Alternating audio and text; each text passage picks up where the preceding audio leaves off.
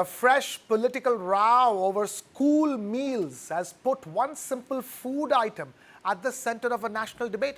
The West Bengal government's decision to remove eggs from midday meals has drawn criticism from the opposition, while the BJP says the proposed partnership with ISKCON is aimed at improving nutrition and hygiene.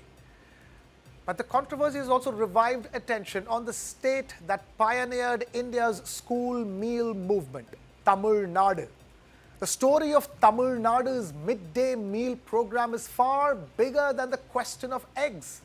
It's a century-long journey that began in the Madras presidency back in the year 1920, when school meals were introduced to bring poor children into classrooms.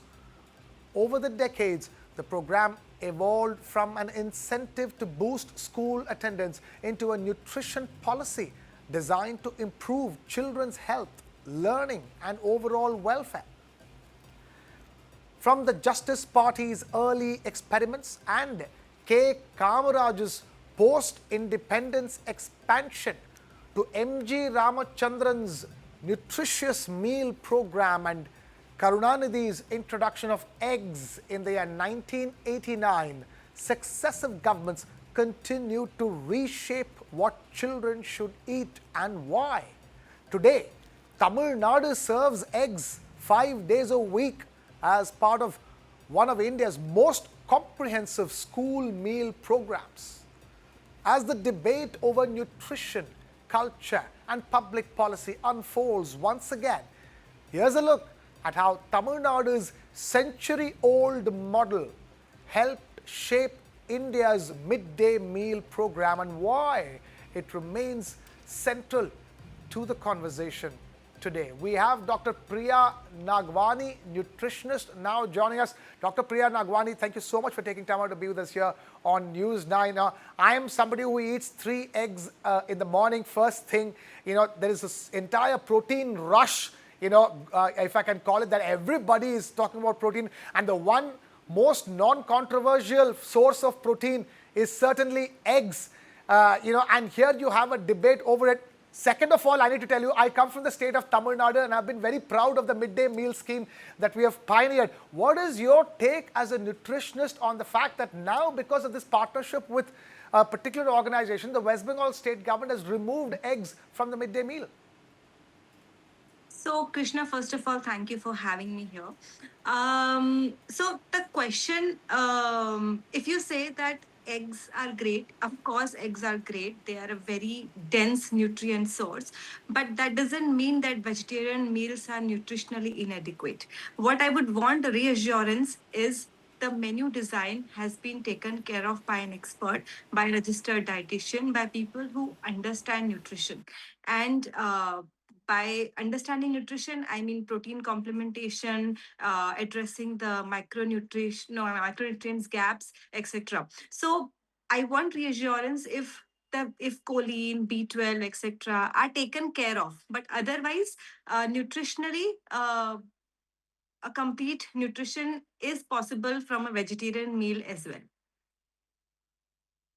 Gwani, the numbers tell an interesting story. When Tamil Nadu, before introducing the midday meal scheme, literacy percentage was just 19%. It was lower than many other states in the country. It doubled over a span of 5 to 10 years just because meals were provided in schools and parents were okay sending their children to school. It's a revolutionary move that attacks the psychology of people who don't want to send their children to school.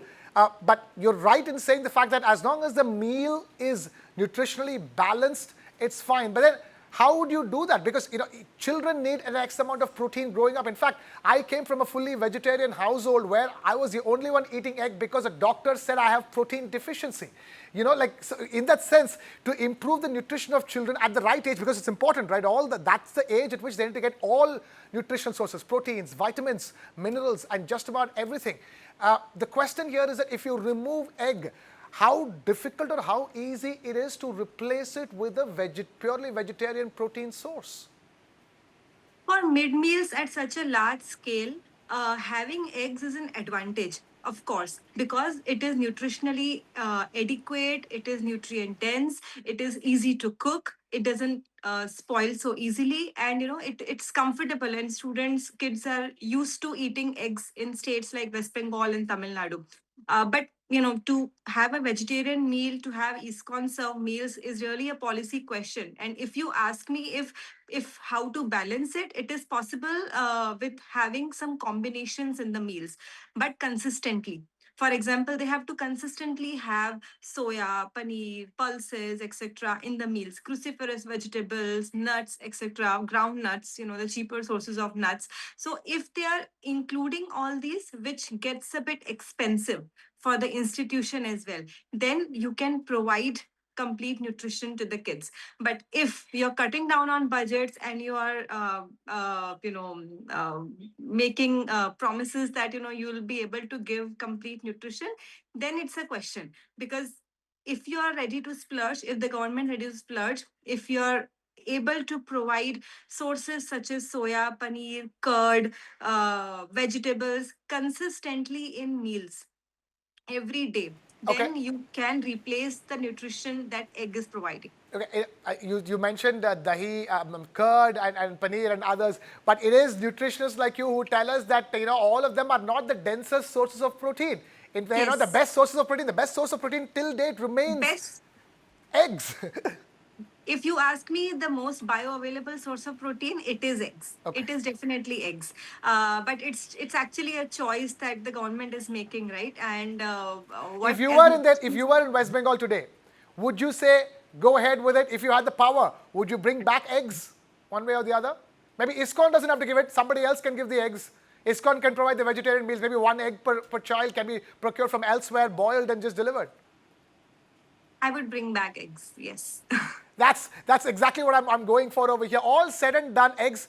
For people watching this conversation, they should know that is absolutely the eggs are a supreme when it comes to protein source. For people watching this, also since the conversation on eggs, I want to quickly ask, are you somebody who suggests that people eat eggs without the yolk? No, they should. If they are vegetarians, they should have it with the yolk. There are healthy fats, there is choline, there is vitamins, there is minerals. So if you're having eggs, have the whole egg. Do not waste the nutrition of the egg by having just the whites. No cholesterol concerns because of eating yolk? Two eggs, 2 eggs per day is perfectly fine. No cholesterol concerns. Okay, fair enough. Also, coming back to the midday meal scheme, national child nutrition is a challenge that we continue to face on a daily basis. And in this case, as you're rightly pointing out, it is not just about providing nutrition, it's about providing nutrition at scale and Correct. at restricted budgets, so to speak. What can people learn from the kind of nutrition that can be provided in midday meals? Because if you can tell us an ideal combination of the thali that will include all that's necessary for the kids, say 5 elements or 3 Sure. elements. Sure. I would focus this thali to have the replacement of nutrients that the egg was providing earlier. So for B12, you have to have curd and milk products. You have to have paneer. For choline, you have to have cruciferous vegetables. You have to have groundnuts. You have to have soya. For complete protein, for all 9 essential amino acids, you have to have pulses, dals in combination with the cereals, rice, and roti. To have other micronutrients, you have to include millets, ragi, jawar, so that the kids get enough calcium as well in their meals. So, and of course, the variety of vegetables for the spectrum of vitamins and minerals that the kids need for their optimal growth. Iron sources, definitely green leafy greens, palak, methi, with a slice of lemon, etc., amla, or tomatoes in the sabzi so that the absorption is better of the iron in the meals. So uh, that would what the ideal thali would look like. But like I said, it is it takes consistency. It's not like you have this thali once a week and you'll be okay. You'll be providing all the nutrients to the kids. You have to do it consistently. You have to do it every day, and that is how you'll meet the gaps that will be there by removing the eggs. Fair enough. One final question. There's also talk about carbs and carbs consumption. For children, I see those plates filled with rice. Do you think is it going to be a question of cutting down on carbs for children as well? No, kids need energy. They are playing, they are growing, right? So they definitely need energy, but they also need good quality proteins. So we do this macros composition, etc., as per the goals that adults have: weight loss, weight gain, muscle gain, whatever. But for kids, I would do it optimal. I would not be worried about the macros, the quantity of carbs, proteins, etc. Obviously, you don't have to overdo, otherwise, kids will become obese. But you have to ensure that there is protein source, there is complete protein, there is micronutrients, magnesium, zinc, iron in your meals. So it is not about removing carbs, it's about giving optimal nutrition in the plate for kids.